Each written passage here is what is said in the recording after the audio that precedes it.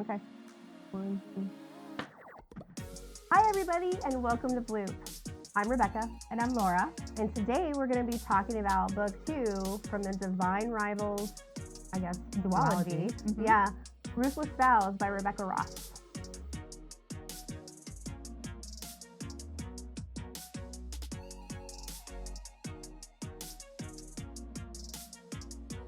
Yes. Yes. We're so excited. There was a little bit, if you remember last time, I gave it a 4-star. You had a 3, and I think you changed it to like 3.5, right? I did. I changed it, but I rounded it up to 4 on Goodreads. But yeah, 3.5, yeah. So we changed our minds. Let's see what Rebecca and I think about book 2, because there was some hot takes in the book world and in social media. And we don't follow them. I figured this out about myself, is that what other people say, I'm the opposite.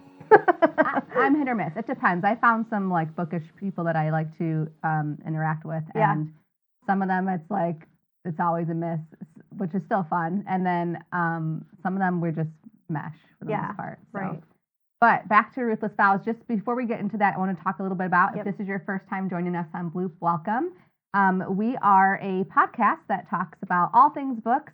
Primarily as of right now, we like to read books, and yes, we like to provide our opinion on them and our overall enjoyment of them, but we also do a little something different here at Bloop. We give a content rating, and this is not a form of censorship. This is a form of empowering readers, because here at Bloop, we feel that readers have the right to know what they're getting into before they spend their hard money, their time, and their emotions. Because if you're anything like me and Rebecca, we get emotionally involved with our fictional characters.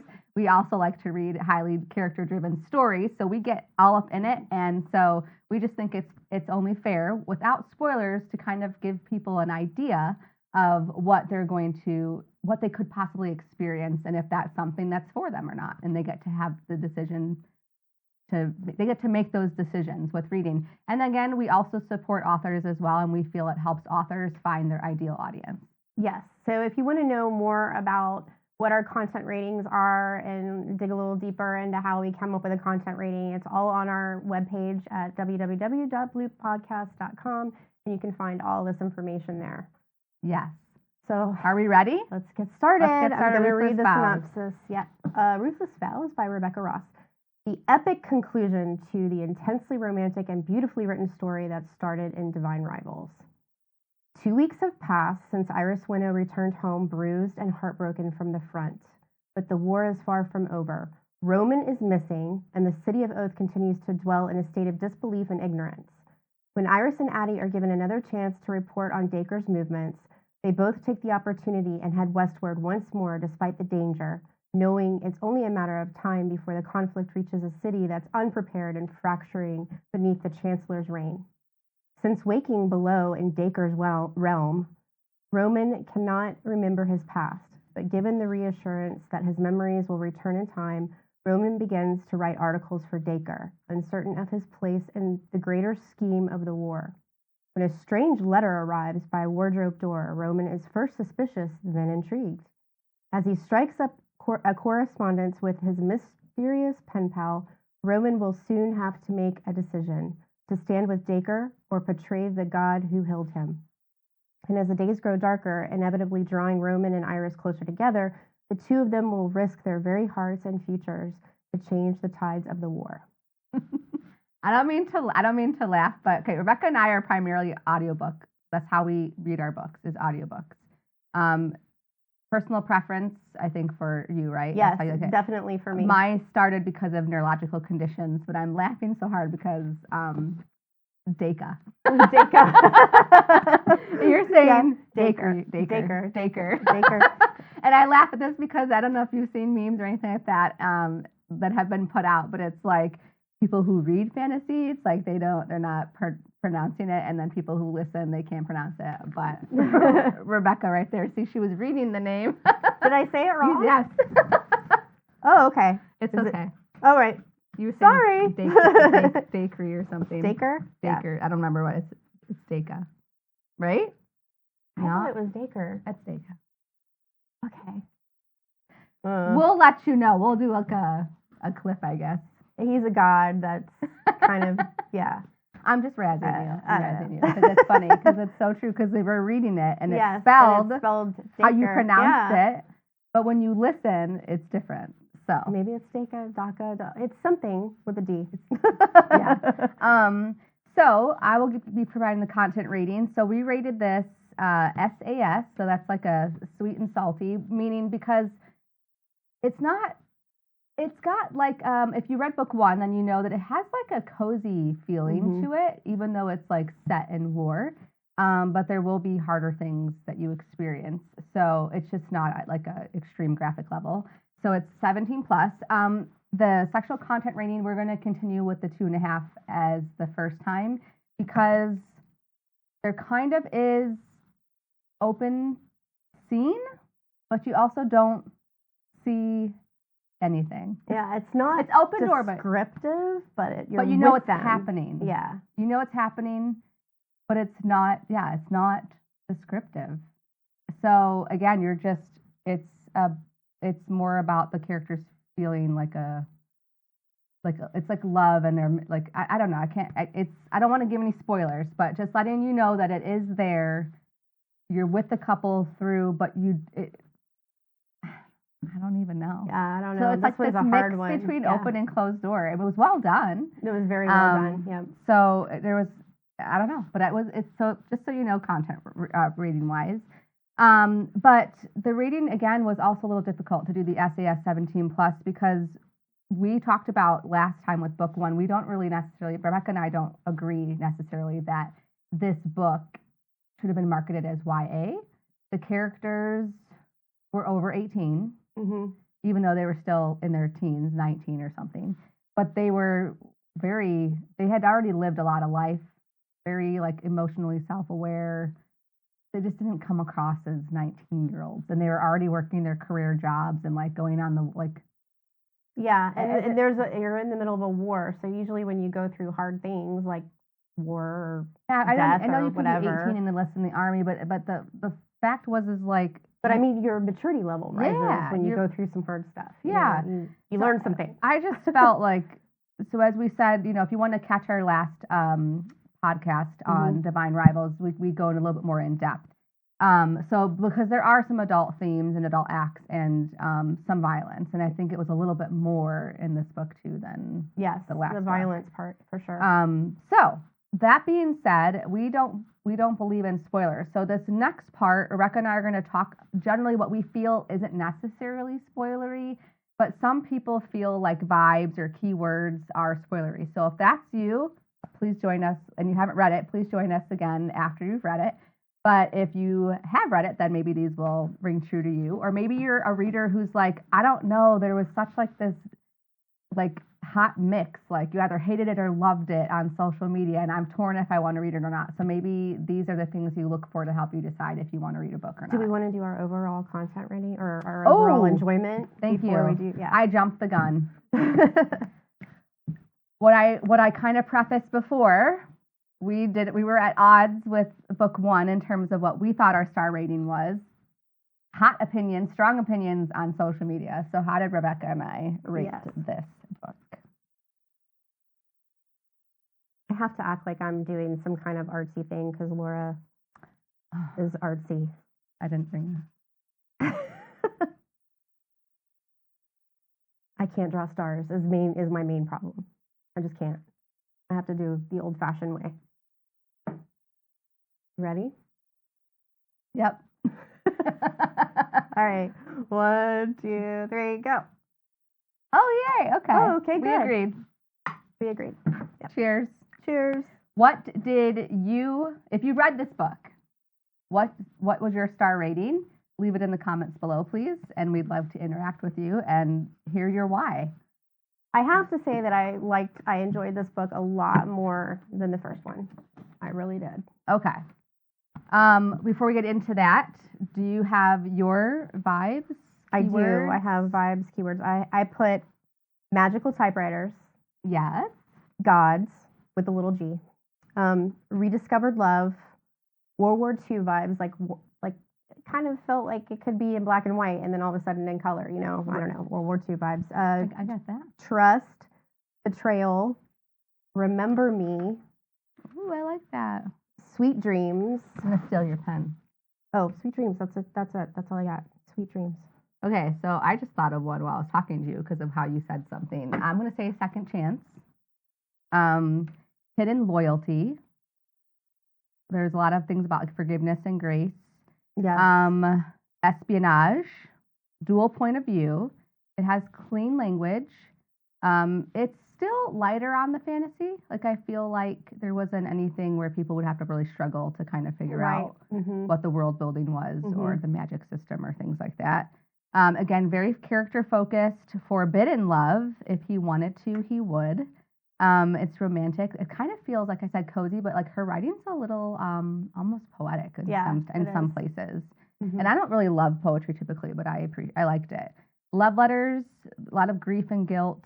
Again, you have the whole like found family and tomorrow isn't promised. I agree with all of those. Okay. Without spoilers, what are some things you enjoyed? Well, of course, I liked the typewriters again, Yes. the magical typewriters, the letters back and forth. But I liked how we got a little bit more of that in this book, and also how the tables kind of flipped with the characters. You know, now it was more Iris pursuing Roman rather than Roman pursuing Iris. It was just kind of like a flip flop. Yeah. I liked that a lot. We get a little bit more backstory of Daka, whatever his name is, and Inva. Decree. No. Decree. Yeah. And Inva, the gods, little g gods. Yes. Yeah. So I like those things. Yeah. So again, the audiobook I thought was well done. Mm-hmm. Same narrators. I like that they kept that consistent. It was so refreshing to see. So like instead of, especially because this is a YA book, so even though I don't necessarily agree that it was labeled YA, I still appreciated that as a YA book. There was like, instead of tons of sexual tension and spice, which you and I both know my opinion is there shouldn't really be spice in young adult. There's just a lot more focus still on like emotion, the connection between two people. It creates a softer, more realistic, to me, romance. And when I say softer, I think I said this kind of in the first book too. It's like those longing looks, the tentative moments, watching them swallow or the tick of their jaw. Like you're reading their body language. Kind of like the butterflies in your stomach kind of feelings. Yeah. Like, you're in their presence and it's like, ooh. Yeah, instead of it just being like this heated, like hormone fest. Right, It was exactly. a true emotional experience. Very character driven, as I said before. I understood their motivations, their goals, their stakes. And I'm just going to say, no spoilers, but Forrest and Sarah. Yeah. Rebecca Ross's writing and being a history major from college and stuff, I really do dig the World War II vibes. Yeah, the World War II vibes were cool. It was cool. Mm-hmm. Things, again, that were not my cup of tea, I would say I still prefer things in first person, especially when like it's changing dual point of view. Yeah, I had that down for sure, because at the beginning of the book kind of was a little slow. A little slower. I wanted it to kind of get into the story a little bit more. I felt like that was probably because it was third person. Probably, I think too. Yeah. And that's just a preference thing, so you might be like, yes, score one for me, I want third person. Okay, so at this point, we will be diving into a deeper discussion. So again, if you have not read the book yet, you're welcome to stay if you want to. Yeah, if you want us to spoil it for you, go right ahead. Then come on and stay. But if you haven't read it yet and you don't want any spoilers, now's your time to see yourself out. And Rebecca and I are going to take a deep dive. Okay. Let's get through some slides. So just a reminder of some character art that we shared last time to get familiar with the characters again. These are all different interpretations of Roman and Iris. And so just as swoony this time as well, I was really nervous. Really, really nervous. How are they going to communicate? Because both the typewriters were left behind. And that scared me. Yeah. I was not sure how this was going to play out. Like, how were they going to get to him? And then one of them was destroyed. They destroyed one on purpose. And I was like, oh my gosh. And then she had to have a whole heist to get the other one. Right. And I love that her friend was like, no questions asked. Like, yeah, I'll help you break into the museum. Of course, no problem. I know. I mean, that's just Like, another Tuesday for me. Yeah, so it was good to see strong female friendships. Yes. And whatnot. But Would I you break in a museum for me, Laura? Yes, Get of this course. time Of course.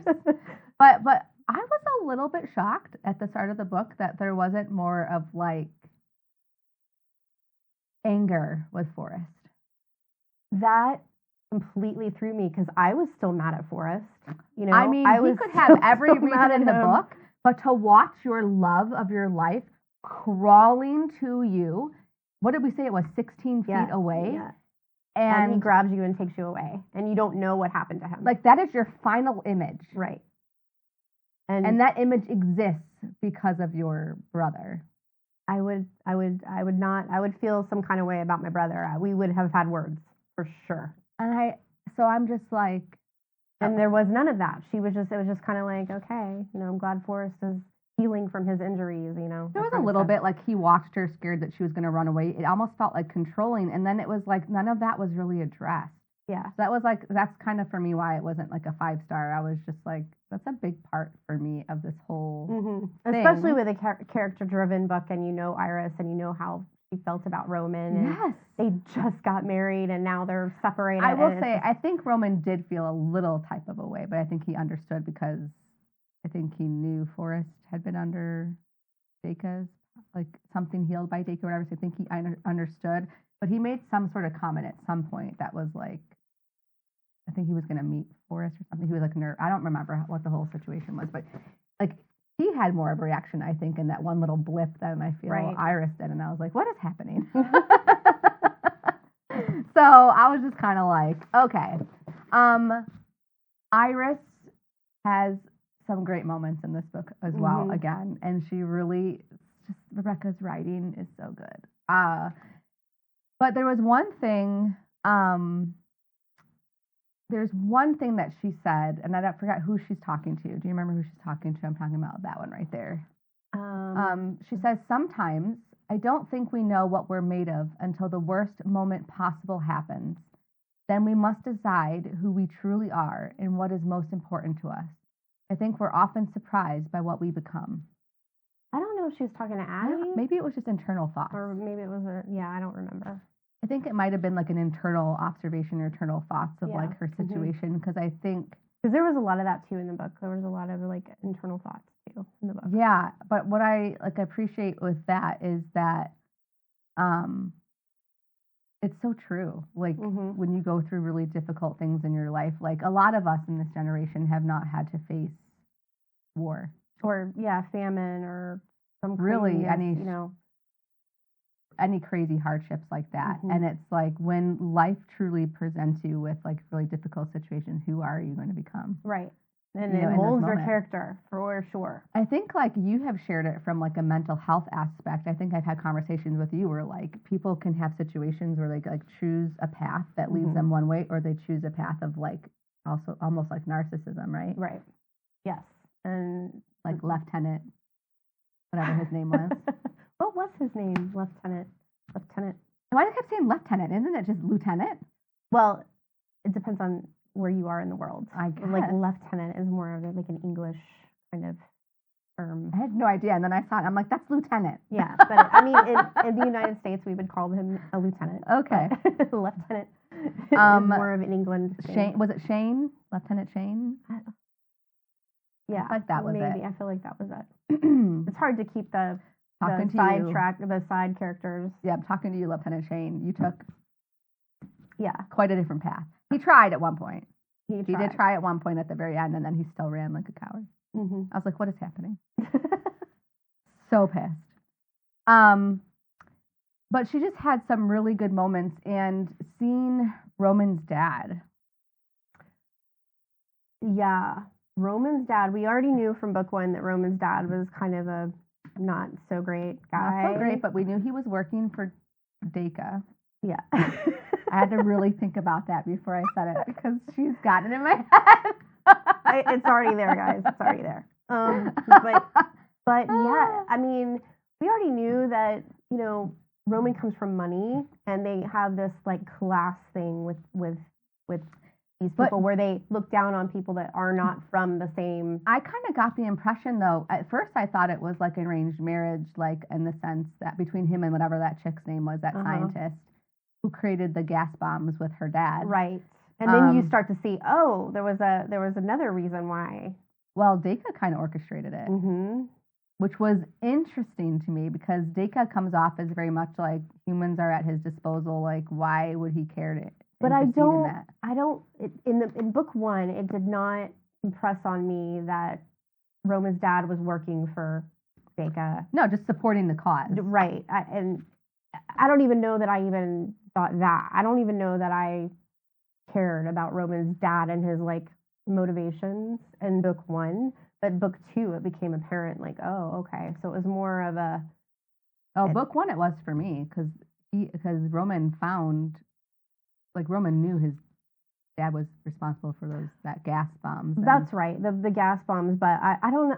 I just didn't pay attention. This book, did his dad fund it, and then the scientist and his daughter created it? Yes. Okay. And I didn't realize that really until I started reading this book, and I was like, oh okay, got it. Pieces are coming together, and and then of course, Roman's dad trying to keep Iris from Roman, like where is he? Where's Roman? Exactly. So he has I feel like he has a pretty decent character arc in this book. He really was trying to protect his family at all costs. Some people might argue he was trying to protect his assets, but no, I feel like he truly loved Roman. Oh yeah, but he was also wanting to make money. But he was a little wishy-washy there too at the end. He cared about his wife because their house happened to be a direct entrance. So I don't know how much choice he had. But he was also like protecting and kind of playing. He was playing both sides just in case to ensure their safety. I feel like, but I think because he had made probably an agreement with Deka that was like, yeah, my son's going to marry this chick.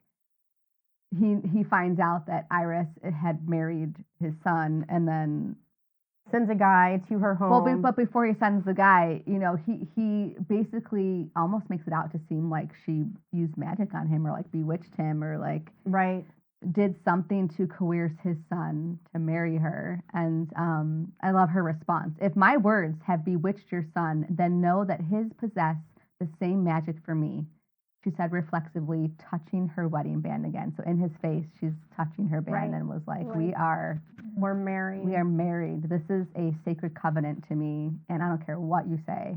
You can threaten me, but it's not like I'm not announcing that we are married.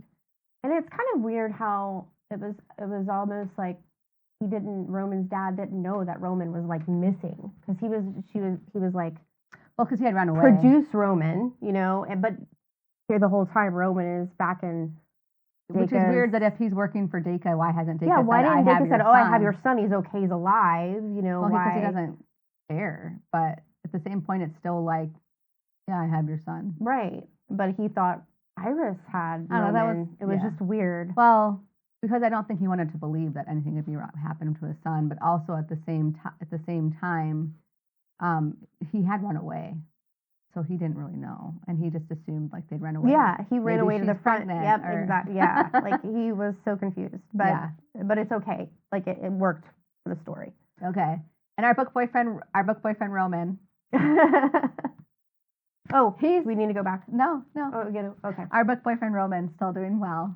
Yes. I was so stressed the whole time because when I saw that Forrest's wounds were still seeping and causing him pain, I was like, right. If he gets away from Deka, is he going to start? Well, my theory in my head was because he's a certain distance away from Deka, now he's experiencing pain, or maybe because he ran away from Deka's forces, like Forrest's gonna die because of these wounds, whatever, and that means that Roman's stuck, because if anything happens to Deka, then how Deka healed Roman, it was all for nothing. It had me on pins and needles for sure. I was like, what's going to happen? How is he going to get away from this guy? I mean, obviously Forrest has, but is Forrest going to end up dead at some point? I thought everybody was going, and a lot did, as we saw when Deka was finally beheaded by Iris.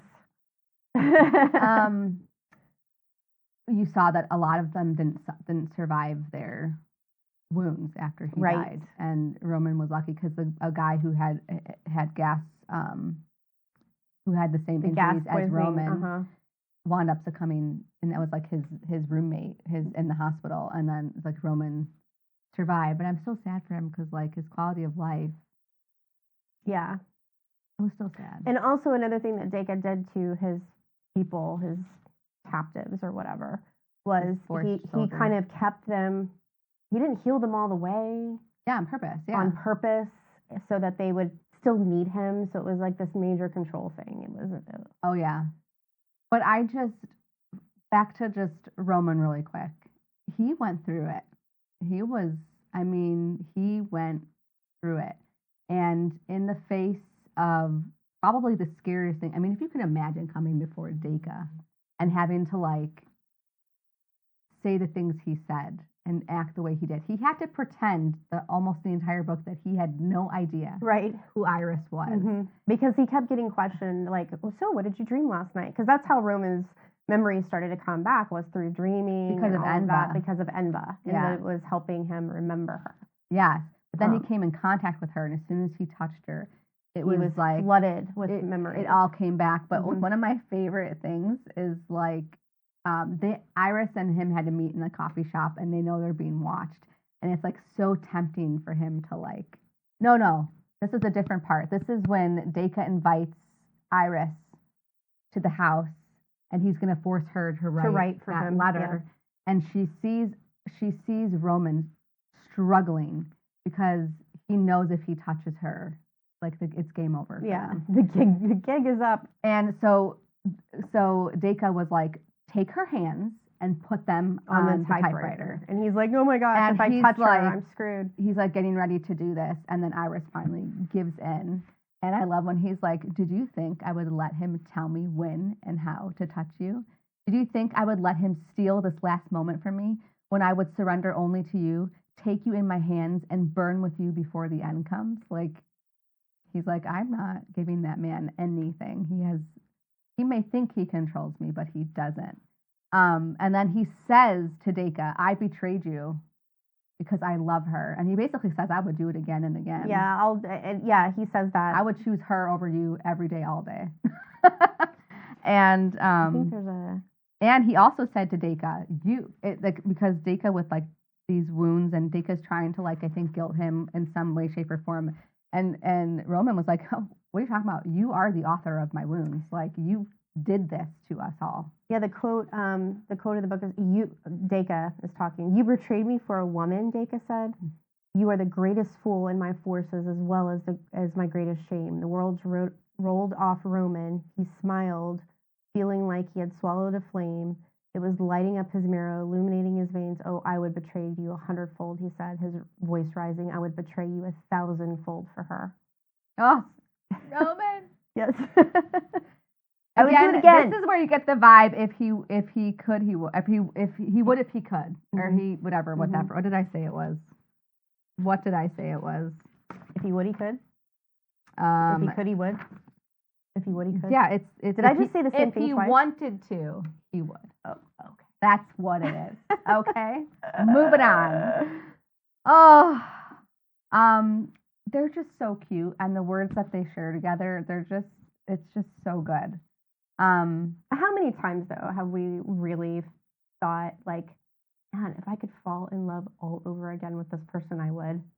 Yeah, and you see that too with like, oh, I envy you, like when it's like a really good book and you're like, oh, I envy you the ability to read it. To reread it for the first time. Yes. You know, and so this is like their love story. He had to fall in love with her again, and he was falling in love with her before he realized it was her again, which was like, so this is, Roman here. Should I be surprised that I was falling in love with you a second time? Should I be surprised that your words found me here, even in the darkness? Because he literally was in darkness. He was underground in like a weird, smelly cave. That I've been carrying your letters close to my heart like they are a shield to protect me. And Iris, girl, what? She goes, let me be your secret then. Tuck my words into your pocket. Let them be your armor. Yeah, because they had to continue to talk in secret, and the E was for her middle name. And, the idea that this author can portray so beautifully, like your words have power. Oh, for sure. Your words have power, and you can build people up or you can tear them down. And it's so true. It is so true. Oh, there was so much that happened. This is why we say it's so poetic, because it right, right? Yes, it's just so good. So, do you want to go here yet? Yeah, we'll go here. I think one of the relationships I really liked. I like to get to meet Tobias and like trying to like see him be like this like speedster.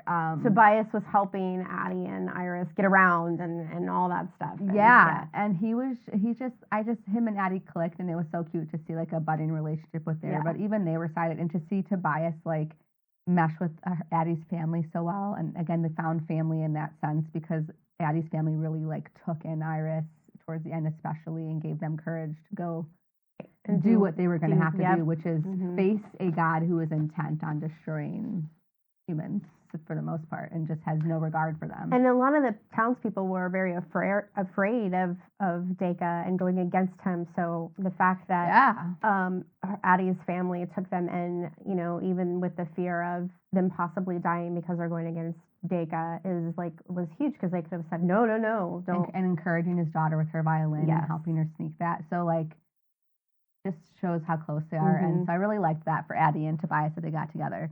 Now, I tried really hard to find character art, and we always when you look we give what's the word? Well, we try to tag the artist. We try to tag and give credit. That's the word I was trying to credit to the artists who create these, but I couldn't find anything about Forrest, and I was like, So I went ahead and I created, using Bing, I created an image of what I think Forrest might look like, because again, they're younger. He's only supposed to be like 21, 22, I think at the most. We're not profiting in any way from this. I'm not selling this by any means. I just like to have a visual image of like a character when I'm talking about them or thinking about them, what I want to say. And I feel like he did redeem himself. I said, I feel like there should have been some sort of conversation between him and Iris, lead us through that. It kind of just like, he was good.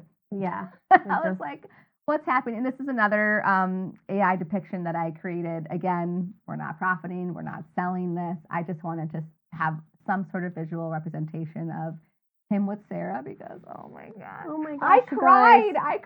I didn't cry, but I teared up, and I was like, no, I cried. No, because Forrest and Sarah do literally die. That was her friend from the Tribune, and is it called the Tribune?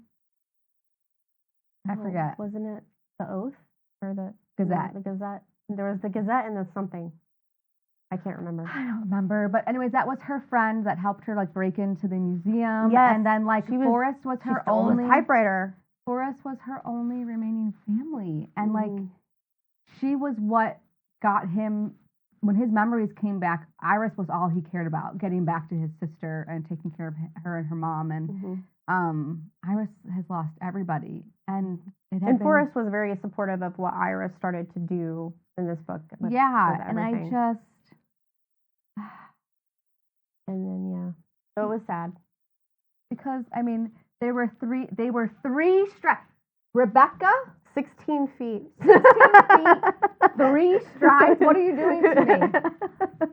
How dare you a second time? I was really hoping there was going to be some, like, magical moment at them, because I was hoping that house they were running to was on a ley line. Right. And even though it wasn't inside the house itself, maybe the perimeter. 3 strides away from the door when there was a startling bright light as if a star had fallen, a pressure in his ears, a boom that he felt in his chest. Even then, Forrest never let go of her hand. So I'm thinking, okay, you know, they might be injured a little bit, just like when Roman threw himself in front of a grenade for Iris in book 1. But later. And then she finds them. In the rubble. It was... Yeah, Iris had to find them, and she's been looking for days for them, and that's when my heart was sinking. I was like, oh my gosh, oh my gosh, oh my gosh. And they were found, like, basically, I wouldn't say mummified, but I get that vision in my head, like, you know, when they've found remains of people. And they were still holding hands. Still holding hands, and he was protecting her. I'm teary-eyed again. Ron, we're supposed to have tissues here. How dare you? But yeah. I mean, it's so sad. Yes. But I am glad that Iris got her happy ending. Yes. And Rebecca Ross did a great job with answering all the questions and connecting all the dots and doing all the things so that you don't feel like there's things left unsaid, since this is the last book in this duology and all that good stuff. So yeah, I overall loved it. You should really read both books. Rebecca Ross does a really good job, like talking about like with grief and all those things, like The Lieutenant, which. Yeah. But he was like, there's always pain in healing. To fully avoid it is impossible. That was one thing that stuck with me. I was like, I mean, you're right. You can't really avoid it. And I like this. So when Iris knew that Roman was alive, didn't remember who she was, and was stuck under the thumb of Dacre, it was, she slept, but she didn't dream. She swallowed, but she couldn't taste. She wrote 3 sentences and deleted 2, as if she didn't know how to move forward. And with that, I have nothing else to say. Yeah, I mean, there was a lot of great quotes in this book. I mean, just one after the other. I just thoroughly enjoyed it. And I've already said, read both books. You won't be sorry. You will not be sorry. It is a beautiful duology. I'm sorry. If you didn't like book 2, I mean, that's totally your opinion. Just please share why in the comments. Let us know what your thoughts and opinions were, because I feel like I liked book 1. I really liked book 2. Yeah, because there was some people were going kind of crazy online about not liking it, and which is totally really fine. sure I why. just don't understand. I don't know if it's because there was a little more fantasy in this one, whereas book 1 was just more on the romance. But the romance still was strong for me in this. Oh, I thought it was really good. Yeah. I loved the typewriter letters back. It gave me like writing away. My son was in boot camp, so I mean. And I my first husband went to boot camp, so writing those letters back and forth, it kind of gave me those feelings, like so your only contact with somebody is a letter. It's not like they had a phone or anything like that. It was just well done. So bravo, we enjoyed it. I think I give the overall duology a solid 4 stars for sure. Yeah. Beautifully done. And if you didn't like it, that's totally fine. We're really But we want to know why. We're just razzing you. But we really too like to open the discussion. And if you felt like we did and you absolutely loved book 2 and loved it more than book 1, we want to hear that too. So, comment away. We'd love to interact with you guys. Yeah. So anyways, I think that does it for today's episode. We're so glad you joined us here at Bloop. We appreciate you, and we hope that you have a blessed day. Join us next week. Yep. Happy reading. God bless.